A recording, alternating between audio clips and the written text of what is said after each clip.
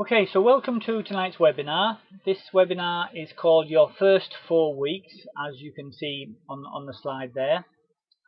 And all of these webinars are recorded, so in Rose's case, where she can't see necessarily all of the slides, hopefully if she wants to go back to watch it afterwards, you can. If I know Jonathan, who we were hoping was going to be able to join us, we can catch up with Jonathan so that he can catch up with this later on. And I will explain at the end of the webinar where all of the recordings are held, so you can kind of get in them and watch this again if you want to. Good. That's good, Rose. So this is one of a series of 8 webinars that I do called the Kleeneze Circle of Success. As you can see there, this is number 2 of the series. The first 3, last week we did just about getting started. This one and the next week is all about the retail side, really, kind of getting your catalogue side up and running. Then 4 and 5 are about team building and supporting team members. And then 6, 7 and 8 are I suppose they're kind of the less obvious skills, the kind of personal development skills, the kind of your attitudes, goal setting and so on, that are really, really important to grow a successful business. So we cover those towards the end. Now, I've been running these for probably a year or so now, and so we've been around the whole series of 8 several times, and all of the recordings are all available. So if you sort of feel you really would benefit from some information about goal setting, then when we're finished here, I'll explain where they all are, and you can go and grab number 7 if that's relevant to you now. Okay, so in your first 4 weeks, what are we going to be covering? So tonight we're going to be covering a bit about goal setting and achieving that first goal. Then a checklist of things that you should really try and make sure you do in your first 4 weeks. The idea of this particular webinar is that last week we covered about getting started. So that covered how to prepare your catalogues, how to deliver them, how to collect them, how to put your first order in, and so on. And these are the things that you do. Once you know that, what else do you need to know? I'm also going to introduce the residual income side of the business. So a lot of people join Kleeneze just for an extra £50 to £100 a week, and you can do that entirely just doing the catalogues. It's useful to know that there is another side to the business as well, because sometimes you almost accidentally get into that side, even if that wasn't your intention when you first joined. So a bit about the residual income side of the business and the kind of the efforts that result in that residual income, which is team building. And as I've said, I'm going to explain how you can actually make a quick start to team building before you even know how to do that. So, setting your first goal. One of the questions I always ask my new starters is just to get an understanding of what they want out of Kleeneze. When they saw the advert and they replied, and you saw the webinar, you saw the video and you spoke to your sponsor, I'm guessing you had some idea of what you were looking for, and that could have been, just £50 to £100 a week, or it could have been, if you've recently been made redundant and you needed £1,000 a month to pay the mortgage or the rent or whatever it was. And I'm guessing you had some kind of idea of what you wanted out of Kleeneze. And so once you've got an idea of what you want, it's really useful to kind of set your goals to head towards that. So to set your first goal, I think it's really, really important to make your first goals kind of emotional and visual, and to make them not easily achievable, but things that you can achieve in the short term. So I always set 3 different types of goals: short-term goals, medium-term goals, and longer-term goals. And the exact kind of time scales behind these will vary, and during your first years, they will change in an enormous amount as you kind of develop. You kind of achieve goals, you start to set longer and more challenging goals, and so on in the business. So once you've kind of got an idea of what your first goal is, and usually if I speak to somebody and they say, oh, I'd just like an extra £50 a week, I always ask them what they would use the money for, because having a goal that's emotional and visual is a lot more powerful than just having a number in your head, £50 a week. So that £50 a week might be just so that you can pay the electricity bills before you start getting red letters through the door, or it might be that you'd love to be able to treat the kids to pizza and a movie once a week, or whatever it is, saving up for a holiday or something like that. So I always say have the picture of what your goal is.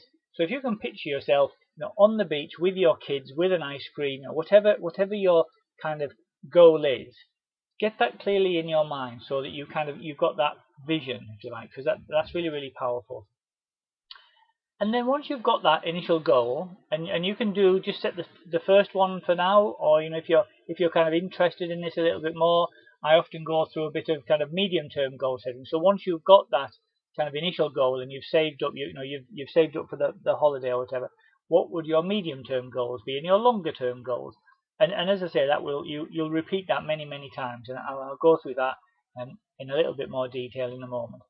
So there are two different parts to Kleeneze. There's the retail part, which is the bit that everybody knows really. It's the catalogue side, delivering catalogues, building up your customer base. And there's the team building side. And a lot of people are not familiar with the team building, and I will expand on that a little bit. But the team building side is what's going to build you up a longer term, bigger income. You can earn an awful lot of money on the retail side. There are people in the business now earning kind of £3,000 a month plus, just doing their own catalogues. Now it's hard work, you have to be prepared to treat it seriously like a full-time job, but you can certainly do that just on the catalogue side. If you're looking for something bigger than that, and also if you're looking for something that's a bit more residual, so you're not having to work every day of the week, putting your catalogues out day in, day out to achieve it, then the team building is what's going to help you with that. So normally I say to people, if you're looking to earn money quickly now, then you should start off focusing on the retail side. If you're not really interested in the money now, you're looking to build a residual income over the next kind of 6, 12, 18 months, then it's the team building side that will be most important. And all distributors tend to do a combination of both anyway. But one of the things that's really, really important, and again, you need to have this clear in your own mind, is whichever of those you're focusing on, you need to understand how much time you're going to commit to it. So for example, if I speak to somebody who's just starting off and they say, oh yeah, I've kind of just lost my job, I'm kind of struggling to pay the rent, I really need £1,000 a month to be able to pay my rent, and I've got a couple of hours on a Saturday morning that I'm happy to commit to Kleeneze, then you've got to be realistic with them and say, to be honest, if you're only able to commit a couple of hours a week, you're not going to get to £1,000 a month very quickly. You need to be realistic about what you can achieve with the time that you can commit to it. So, quick question especially for Louisa and any of the others who are kind of fairly recently starting. What is your first goal, or can you remember when you first started? What was your first goal when you started Kleeneze? Anyone want to type something into the chat box there to share that with us?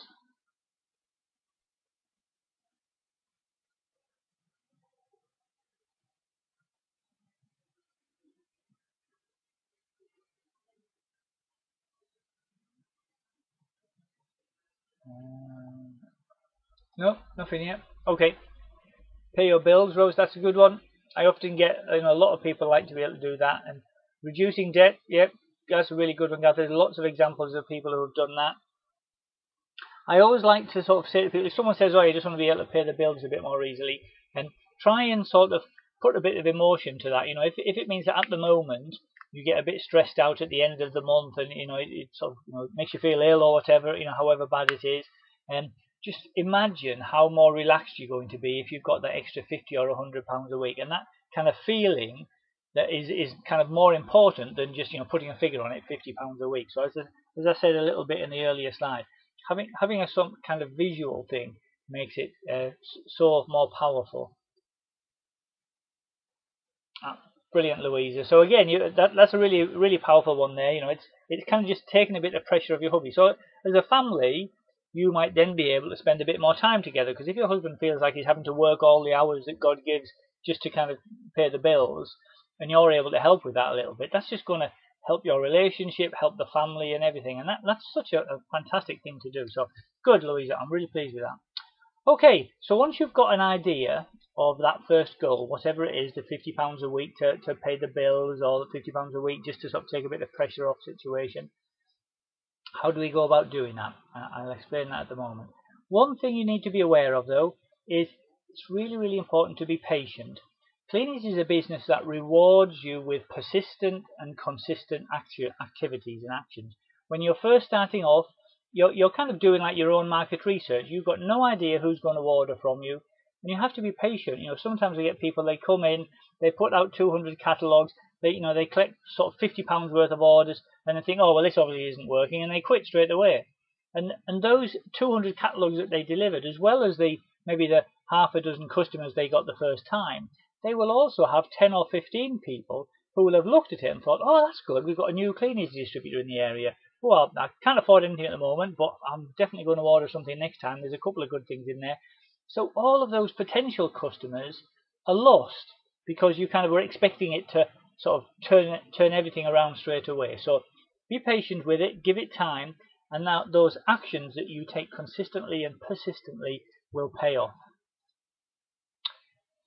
Okay, so it's all very well setting goals.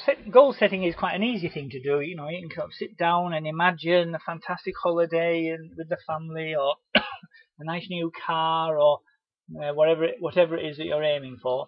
Setting it is fairly straightforward, but how do you actually achieve it?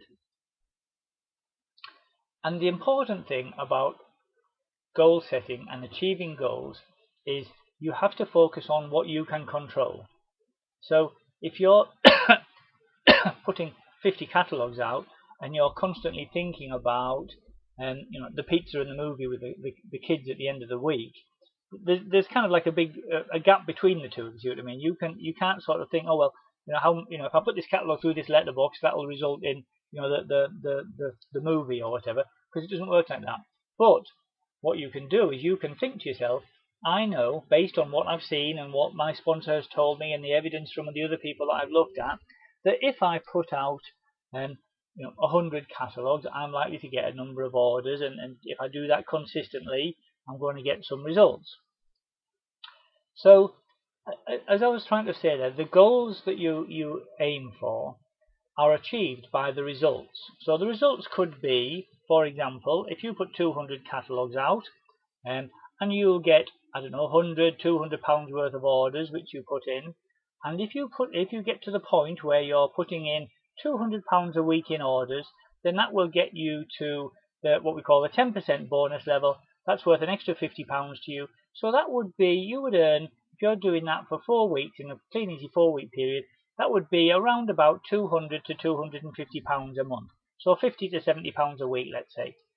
So those results come from the actions. Now you can't control how many orders you get, but you can control your actions. If you put out your 200, 250 catalogues at least once a week, you are going to get the results that will lead you to those goals.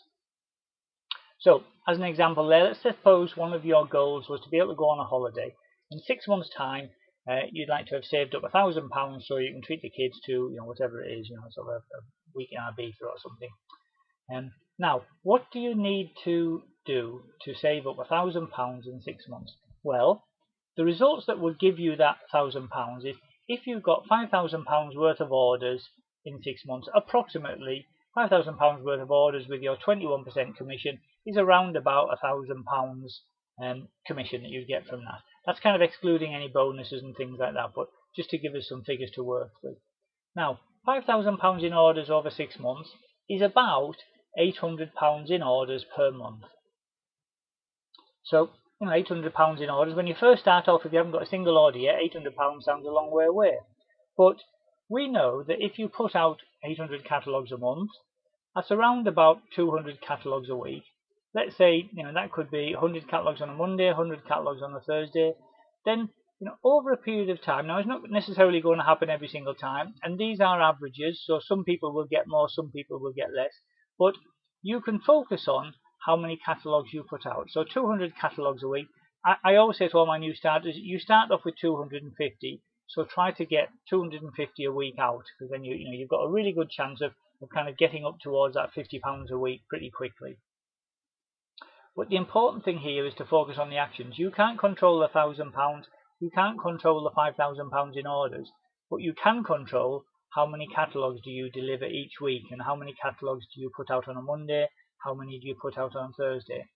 So if you focus on that, focus on your actions, the results will come and the goals will come. So we've gone from setting goals to working out what actions you need to take to achieve those goals. Now, one of the things that I find really useful when you're planning those actions is to use some kind of weekly planner. Here's an example of it, very simple, just kind of Monday to 7 across the top, Monday, Tuesday, Wednesday, all the way to Sunday, and then morning, afternoon, and the evening. And if you know that you want to put out 100, 120 odd catalogues twice a week, let's say, so to get your 250 a week, then what you can do with this plan is just to block out any commitments that you've got when you're not going to be able to do your catalogues. So if you're hoping to put out 100 on a Monday and 100 on Tuesday to collect the first 100 on the Wednesday maybe, and then the other 100 on the Thursday, then if you take your little one to a mums and toddlers group on the mornings, let's say, and then when you get back home in the afternoon and perhaps mother-in-law will look after the little one or something, then it might be the afternoons that you block out the time to do your Kleeneze business, or maybe evenings or some Mondays, whatever works for you depending on your other commitments. It's really useful to do this because one of both the pros and cons of being a Kleeneze distributor is the fact that you're self-employed. So you don't have a boss saying, Susan, I need you to be in the office 9 o'clock Monday morning, and then I'm going to give you these catalogues and you need to go out. Don't come back until you've delivered them all. And then Tuesday, I need you in here at 9 o'clock and I want to send you out to put these other catalogues out. There's no boss telling you when to put them out, when to collect them back up again. And that's a good thing, because then you can fit it around your own other commitments. However, it can also be easy to not do, you see what I mean. You might get up on the Monday morning with good intentions to put those catalogues out, but then maybe you're kind of feeling a bit run down, or the weather's a bit grey, so you think, maybe I'll put them out Tuesday instead. And then Tuesday comes along and perhaps little Johnny's not feeling too great, so you think, oh well, I'll leave the catalogues for now because I need to look after Johnny, so I'll put those out Wednesday evening when hubby comes home. Hubby comes back and he's all excited because there's something happening at work, so you start talking about that and you forget about it. Before you know it, it's 2 weeks down the line and your catalogues are still sat in those boxes in the corner of the room. You need to get in place the disciplines if you're going to do the actions and get the rewards that are going to give you your goals. And this weekly planner will really help you to do that. So this is an example just on how to put out your catalogues. If you're aiming to put catalogues out twice a week, one way of doing it, for example, could be on the Monday you would pick up the catalogues that you'd put out previously, say on the Thursday. So you can see there, dropping the catalogues, the first lot on the Thursday to pick up on the Monday. And then maybe on the Friday you dropped a second lot of catalogues which you're going to then pick up on the Tuesday. Also on the Tuesday you might have a few stragglers that you don't pick up from the Monday. Wednesday you'll have a few stragglers that you picked up that you didn't get when you did your pickup on the Tuesday. And then by Wednesday you'll have done your first pickup, your second pickup, a bunch of stragglers, so you can maybe place your order on the Wednesday. That order, as long as you place it before 3 o'clock, will arrive on the Friday, and then you can sort that out and deliver it to your customers maybe over the weekend. So that kind of gives you an idea of how you could fit that around. I'm a morning person. I tend to like to get up early and do things. So I tend to do more of my things in the mornings than in the afternoons and the evenings. But whatever works best for you. So, just a quick question, especially for the new guys. Oh, hi Jonathan. Sorry, just seeing that you've come on board. Glad you could join us. For the new guys who are just on board, have you started to think about a weekly routine yet? Or are you kind of thinking, I'll just see how I feel?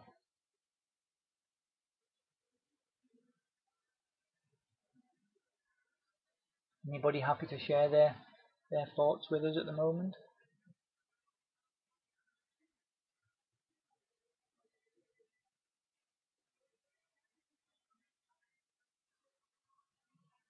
Okay, while you're thinking about that, I'll move along. Yep, hi Martin, yeah, I do know yours. Martin puts catalogues out 8 days a week and collects them 8 days a week, and he doesn't sleep. Well, he sleeps, but he's got developed a way of putting catalogues out in his sleep, I think. Probably what he dreams about. Okay, so that kind of weekly planner, I would recommend that you sit down either on your own or with your sponsor and just kind of work out when you're going to fit in those 10 to 15 hours a week or however much you want to commit into your weekly routine. Okay, a little checklist here, just some things that you should aim to do during your first 4 weeks. You will be busy doing your catalogues and putting your first orders in and deliver those customers, but there's a few other bits that you'll find really useful in that time as well. I'm a big believer in becoming immersed in Kleeneze. And what I mean by that is, as you get more and more into it, you start to sort of think about how can you use pockets of time. So you might only have 10 minutes or quarter of an hour while you're getting ready to go and pick Johnny up from school or something. But maybe if you set up a little bit earlier and walk a particular route to school, then you might pick up a few stragglers on that way. So it's just kind of little things that you can do every day. And they say that there's a 21-day rule. If you do something every day for 21 days, it becomes a habit. And the beauty of a habit is you don't need to think, do I feel like doing this? A habit is just something that you do every day without even thinking about it. It's just part of your normal routine. Yeah, hi Louisa. No, that's fine. I think it's great to be flexible. What I would say is make a plan for what you'd like to do in your perfect world. Obviously, if the little ones are at home and you don't have time to go out when you're planning to do it, at least if you've got a plan, you can adjust it a little bit and say, okay, so I need to do that tomorrow instead, which then, if you've got a plan, it's easier to adjust it. Whereas if you don't have a plan, things tend to just get, you procrastinate and things get put back and put back. So as I said there, make a weekly planner for yourself. I mean, some people don't. Some people like to see it written down because it gives them that structure. If you don't want to write it down, have something clear in your own head. As I say, I think if you just say, "I'll see how I feel in the morning," it's very easy to get into the habits of just not doing things. Okay, another good thing to do: make a list of everyone you know. Now, I'll explain a little bit more about this in a moment and in the next few weeks, but this is useful when it starts coming to your friends and family maybe buying or ordering from you, and also maybe being interested in joining your team and earning a bit of extra money. And a big thing to do in your first 4 weeks is really to create your retail story. And this is really important. In the next 10 years of your Kleeneze business, however long you stay in the business, you will only ever have one first check. So when people, if you decide to get into team building, you're saying to them, oh, you should join Kleeneze, you can earn lots of money, I'm earning thousands of pounds or whatever. If they say to you, yeah, but you've been in it for a while, how much did you earn in your first month? If you sort of say, oh, well, actually I didn't do very much in my first few months and I dragged on a little bit, and then people are going to sort of say, oh, yeah, see, I'd just be the same. Whereas if you can say, well, look, here's my first check, £250, or, £50 a week, or £400 in my second month, or whatever it is, that's really impressive, because that will make a big difference to people. People sort of see such and such a person, Bob Webb earning £30,000 a month. That's kind of inspiring. But you sort of think, oh yeah, but that might be 20 years down the line before I could get to that. I want to know, what am I going to be able to achieve in my first couple of months? So your 30-day bonus, I always say, really work hard. Work harder in your first 30 days than you had planned to, because you get lots of benefits from doing that. Firstly, you get all the free catalogues that you get with each order that you put in. And secondly, you'll get a good retail story. And by that, what I mean is, you can show people that you've put in, you've earned £250 or £300, whatever it is, in your first 30 days. And that just makes a big difference to people when they're thinking of maybe joining your team. And you can do that retail story, obviously, by getting your catalogues out as often as you can, but also by talking to friends, family, neighbours, presenting the catalogues if you're happy to do that as well. That's a great way to sort of find customers quickly at the beginning. A good thing to do as well is, one of the biggest benefits that I've found from being a Kleeneze distributor is the personal development. I talk a lot about this in the last kind of 2 or 3 webinars. But basically, personal development is just kind of educating yourself beyond all the stuff that you learned at school. And so a great way to get into the habit of that is, there's a book, a short book, you can kind of read it in an hour or so over a cup of tea.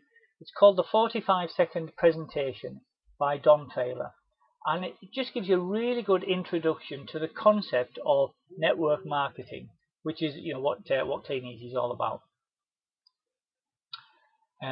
Another point there to add to your checklist is to attend as many meetings as you can possibly manage. So Kleeneze have meetings all over the place, not just run by head office, but in fact mostly they're not run by head office. They're run by distributors just like you and me that want to support the rest of their team, and most of them are open, so any distributor can come along. So there will be local open evenings held monthly. There's regional meetings called Millionaires Colleges, that are kind of 4 or 5 times a year, every couple of months. There'll be local trainings. Your sponsor may well have little kind of sizzles with his team. And then there are the big Kleeneze meetings, the showcases, which are 3 times a year, and mostly at Birmingham, although last year they did one at Cheltenham and one in Bolton, but generally they're in Birmingham. Attend as many as you can in your first 4 weeks. Just find out where the meetings are. You will find them so valuable in kind of knowledge, mixing with successful people, inspiration and information. So really are worth making an effort to get to that. And finally, and I say this kind of from the heart as something I sponsor a lot, please keep in touch with your sponsor. It's so easy to sort of think, oh yeah, Kleeneze is a simple business, put catalogues out, click them back in again, easy peasy, I don't need to speak to my sponsor. But there's so many little things that you can get tripped up by, that just by having a chat with your sponsor, saying, right, I'm just thought I'd give you a quick call, I'm just about to put my catalogues out, I'm doing it, I've got 250, and little things like, I'm going to try and squeeze them all into my shoulder bag. Then you might find that your sponsor might advise you against doing it that way. So just speaking to your sponsor regularly, I would say, at the beginning, maybe daily or 3 or 4 times a week, and then as you become more independent and you kind of, you don't need to speak to him on such a regular basis, then you can kind of have weekly chats and so on. I'm sure your sponsor will try and contact you regularly, but I absolutely love it when any of my team members contact me, because then I know that if they've got any queries or if they need any help, they're going to come to me. Okay, I'm just going to quickly go through a couple of other bits of the business that you may not really be aware of. Residual income. The definition there that I've come up with, actually I haven't come up with, I've copied from someone. Residual income is income that you are paid again and again long after the work that you did to earn it has finished. So we tend to think of things like, if you're a best-selling author, J.K. Rowling, she wrote all the Harry Potter books. She finished all of that work years ago now. I'm sure she still gets paid every single day, big money coming into her bank account, and that's residual income. Equally, Paul McCartney wrote lots of #1 songs. Every time that Mull of Kintyre gets played on the radio, and there's an extra 50p in his account. So that's what we tend to think about. Now you might think, yeah, that's all well and good. I'm not a very good writer. I doubt I could write a best-selling book or a #1 song. So how does that help me? But there are other ways to earn residual income. And actually, one way we're probably all very familiar with. If you've got a bank account, now interest rates are not brilliant at the moment, but if you've got a bank account, then every month or every year you might get a little bit of interest in that. So just to give you a rough idea, if you had a bank account with 2.5% interest, if you had £100,000 savings, that'd be nice. There's not many people that I know that have that much, but if you did, then every month the bank would pay you 208 quid. That's not bad. £208 just for sort of sitting around on the beach. I could do with that. But there's another way to do that. Suppose you join Kleeneze. Oh, you already have. Well, if you join Kleeneze and you get yourself to the 10% level, now I mentioned that briefly earlier. If you're not sure what that means, it's basically if you're putting in around about £200 a week in orders, you should be earning around about £50 a week from that. So if you do that and you put in, as I say, that from your own catalogues. Now, if you then start to recruit team members, and you have team members who do the same as you, so they get to their 10%, so they're putting in about £200 a week in orders. What you can see there is, if you have 5 team members, so you find 5 people who do the same as you, just to earn an extra £50 a week to, take the pressure off hubby or to pay a few bills, then your bonus, your residual income from that is £240 a month. So just based on those figures, do you think that in the next 12 months you're most likely to save up £100,000 to stick in the bank, or to find 5 people who could do what you do?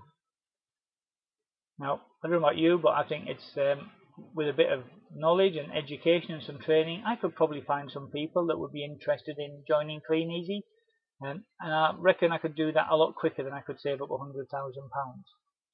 So being aware, even if you've got no plans at the moment to build a team, being aware that you can is really important when you're first starting off. And a lot of people become sort of team leaders, if you like. They start to team build before really they've kind of consciously decided to do it. And I'm just going to explain a little bit about how you might do that. It's called getting started with your warm list. So I mentioned earlier about writing a list of people that you know. So if you made a list of 10 people that you know, and this could be friends, family, neighbours, mums at school, whatever, and what you can do is you can call them up using what we call the third party approach. And basically the third party approach is you will have received in your information pack, in your catalogue pack when you joined, a bunch of DVDs, and there are emails and kind of online videos and things that you can show people.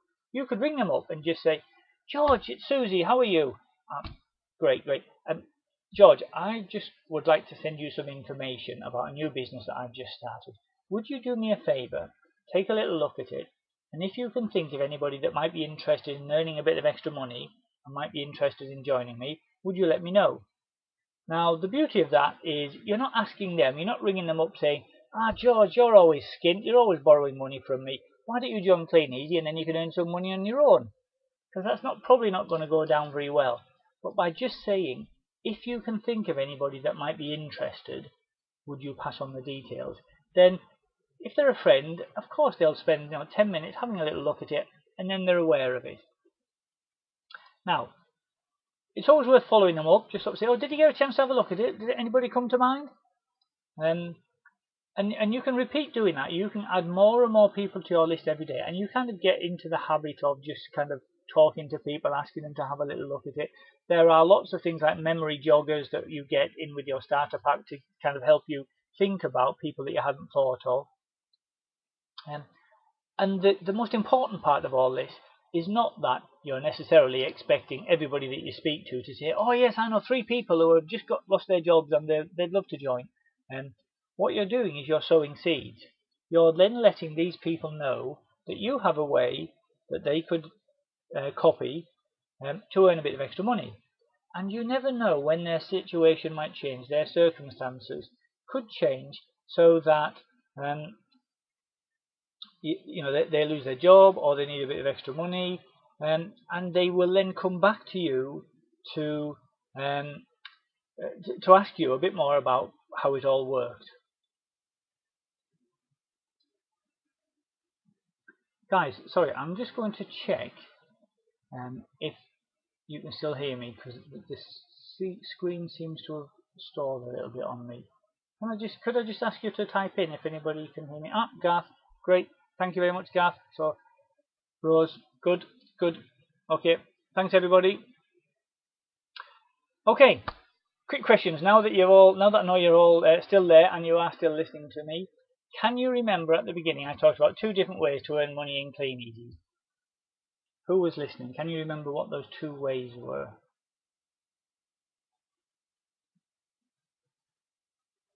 Yep, retail, Louisa, very true. Catalogue side. Anyone remember the other one?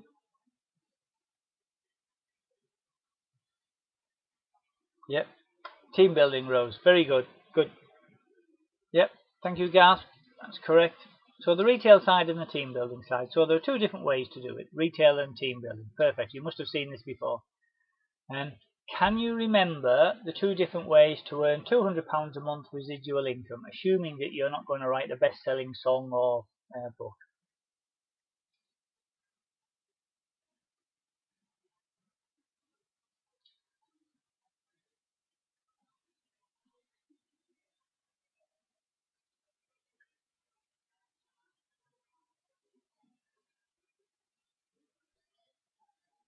That's correct, Rose. Yep. If you can get 5 people that'll do the same as you do, then on top of your 50 quid a week, effectively you're doubling your income through little extra effort. Anyone remember what the other one was? I'll tell you. Obviously, the other one was if you had £100,000 in the bank. So there you go. And can you remember when I was talking about goal setting, I said don't worry too much about the results. Focus on what?